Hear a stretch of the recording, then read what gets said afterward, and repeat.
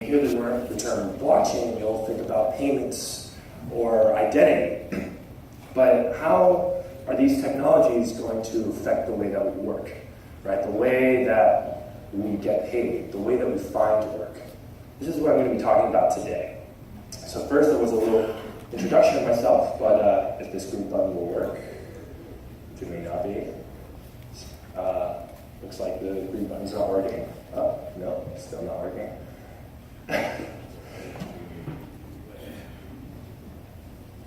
Well, to explain who I am without a slide up there, my name is John Chester. I'm a contributor on Forbes, and I'm also the founder and president of Bitwage. Oh, there we go, nice. And so Bitwage is an international wage payment and staffing solution built on top of the Bitcoin blockchain. If you like what you're hearing today, tweet about us or like us on Facebook. So, according to the U.S. Census Bureau, 3.7 million workers for U.S. companies are working remote. These are employees, and that's 103% growth over the past 10 years. Furthermore, $1 trillion was paid to self-employed remote workers on contract over the past year, which is a 30% growth over 2015. So what this all means is that with savings of $11,000 per remote worker for a company, that workforces are increasingly being decentralized. And we're seeing this with customers of our company, where we've processed over $14 million in transactions. Companies are increasingly looking to leverage the competitive advantages of a globally diverse workforce. And with the power of the internet, we've been able to create communication tools that have started this remote workforce movement. However, there's still many issues around connecting and maintaining relationships between remote workers and companies across borders. Having surveyed our potential customers in our 9,000 user base, we've realized three main issues: language, payments, and trust. I'm not going to be going much into language because systems like Google Translate will make this a non-issue in not too many years. But it's in the realm of payments and trust that Bitcoin and blockchain are going to have a major impact. So payments. It's actually quite easy to pay a domestic employee. All you need is an account and routing number. You can pay anyone inside the same country. But when you start getting international payments, that's when it starts getting a little complicated. Many banks don't allow international payments to be done online, meaning you have to confirm over the phone or in person. And for the workers receiving the money, they have to deal with bad exchange rates and slow payments as money moves between different national systems. And so, as a result, we'll even see high-earning freelancers rejecting clients that are international just because of these issues. So where do the costs and delay come from? Let's look at an example. So you have a small bank in South Africa and a small bank in Argentina, and they each have their own private ledgers, which makes sense because they got to keep their finances private and their customers' finances private. But there are issues when the banks want to interact. Because these banks have private ledgers, you need to think, how will they send $10,000 to one another? In the 1800s, you put gold on a ship and you'd sail it across the Atlantic. Of course, we're a lot more efficient than this, but where we have the internet and we have services like Uber that are peer-to-peer, we're actually not as efficient as one would think. Most people think that an international payment is done basically via a secure email. The small bank in South Africa sends an email to the bank in Argentina, I just sent you $10,000. But because they both have private ledgers, there's an issue of trust, right? When the bank in Argentina says, I just sent you $10,000 from South Africa, they're going to think, how can I trust that this bank in South Africa actually moved the money? And how can I trust that the bank actually had the money to begin with? So to bridge these trust issues, the corresponding banking system was created. Banks build relationships with other banks that they trust, and in doing so, will create corresponding accounts with each other. Because of different rules in different countries on how to maintain these accounts, you end up seeing a chain of banks based off of access to capital and knowledge of local regulation. So what ends up happening is that this small bank in South Africa first moves money to a big bank in South Africa, then to a large bank in either the US or Europe, then to a big bank in Argentina, and then finally to that small bank in Argentina. And if there's a currency conversion during that process, there'll be even more intermediaries involved. With each intermediary, there is a cost of delay, which is 3 to 5 days on average, and a cost in currency, which is on average 8%. So again, all these inefficiencies have to do with the fact that there's a lack of trust in the private ledger system.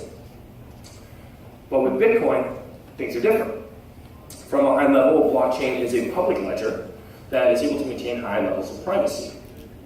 So when the small bank in South Africa sends an email to the small bank in Argentina saying, hey, I just sent you 10,000 USD, in that email is a link. And in that link is access to a highly secure public ledger that undeniably proves that money was sent from the bank in South Africa to the bank in Argentina.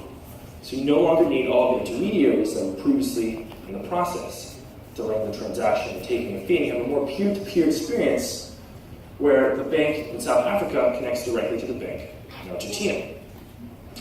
As a result, you take what was a 3 to 5 day process, turn it into a same the next day process, and you take what were fees of 8% down to under 2%.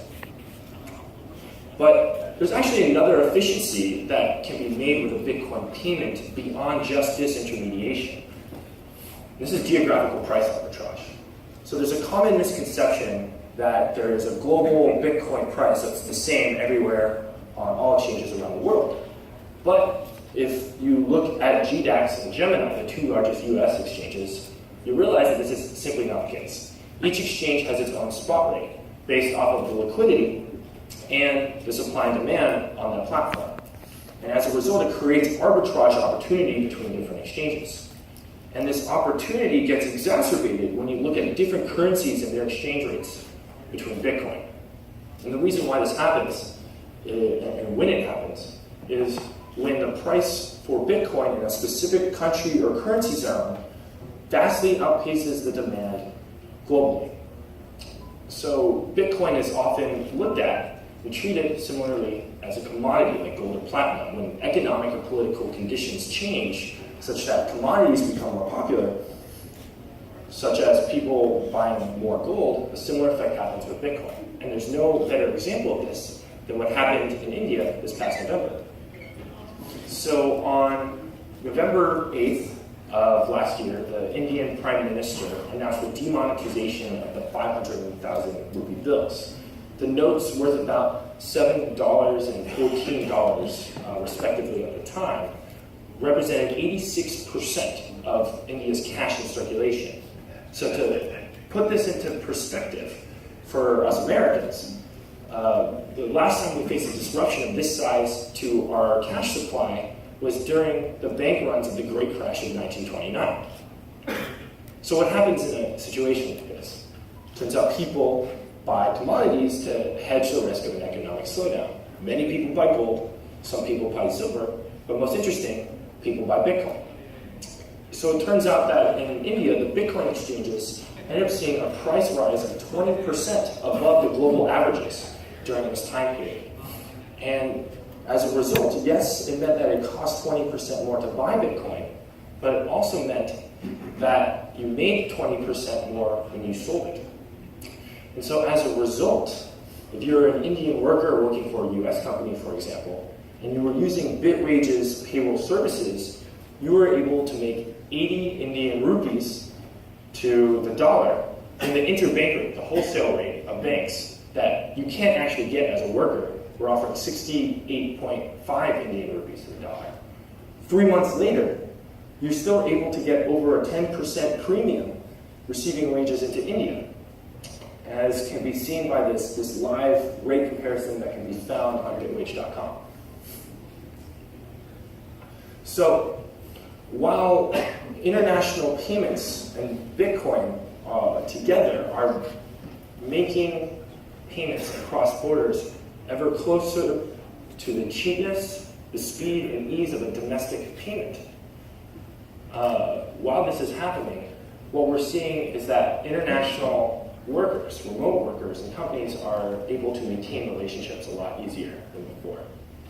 But there's actually another way that Bitcoin and blockchain can help the remote workforce, and this is through trust.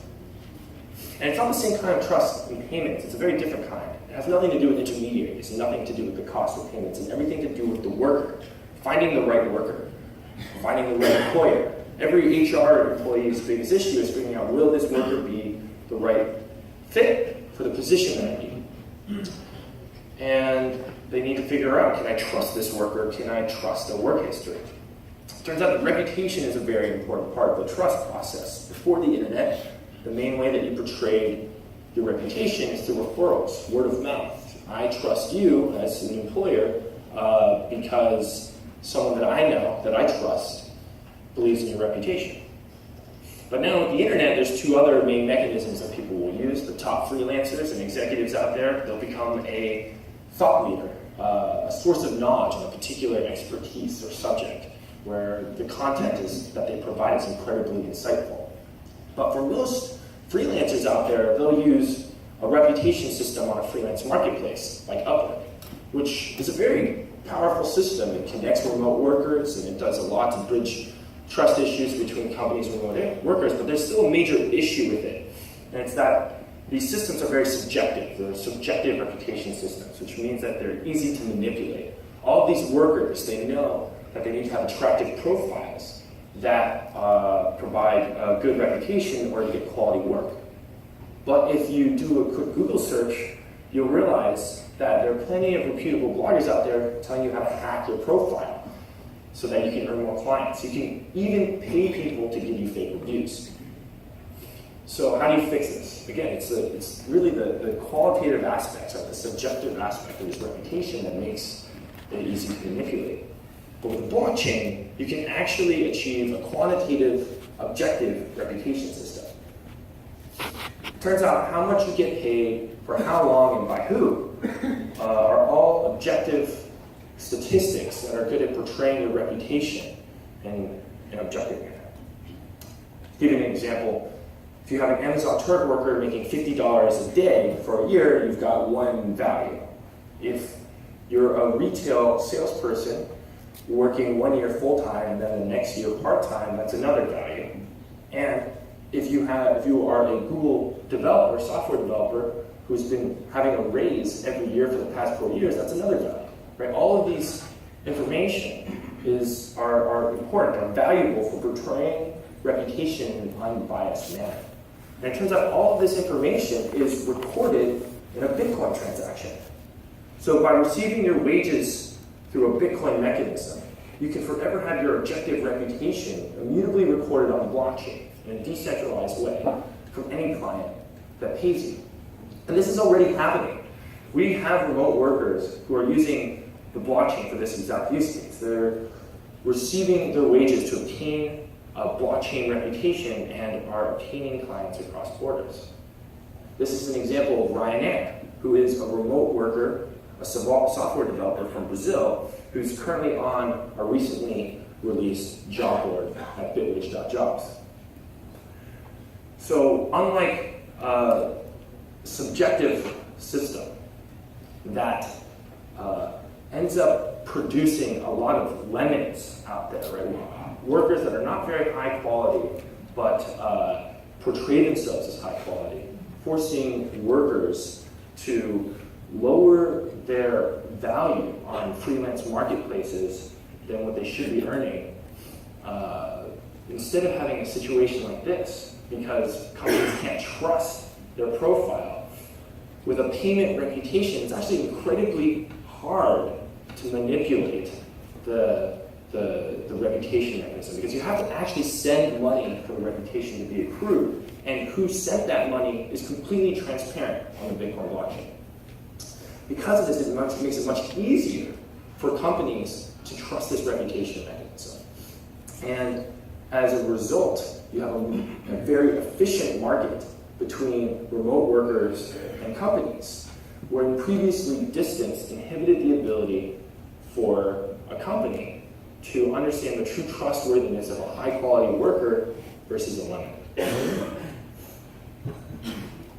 So while the inefficiencies in payments and the lemons issue have created barriers to the growth of the remote workforce, Bitcoin and blockchain have actually been bridging these inefficiencies and continue to do so. In the future, companies will be made up of decentralized workforces that are glued together through internet-powered communication tools and Bitcoin-powered payment and trust mechanisms. Companies and workers alike will be able to find the perfect fit with one another through objective payment reputation with no differentiation between the international and domestic payments. Local communities will be empowered all over the world, while companies are able to leverage the competitive advantages of a global, diverse workforce. Workers will be able to receive their wages faster and cheaper, while those wages can act doubly as a reputation mechanism to help them find their next job. And some food for thought. There will be many more applications built on top of this base layer of payment reputation for staffing. For instance, credit, for people who want to receive loans in countries where it's hard to prove your creditworthiness. Many applications will be built upon payment reputation, all derived from a base of wages. Thank you.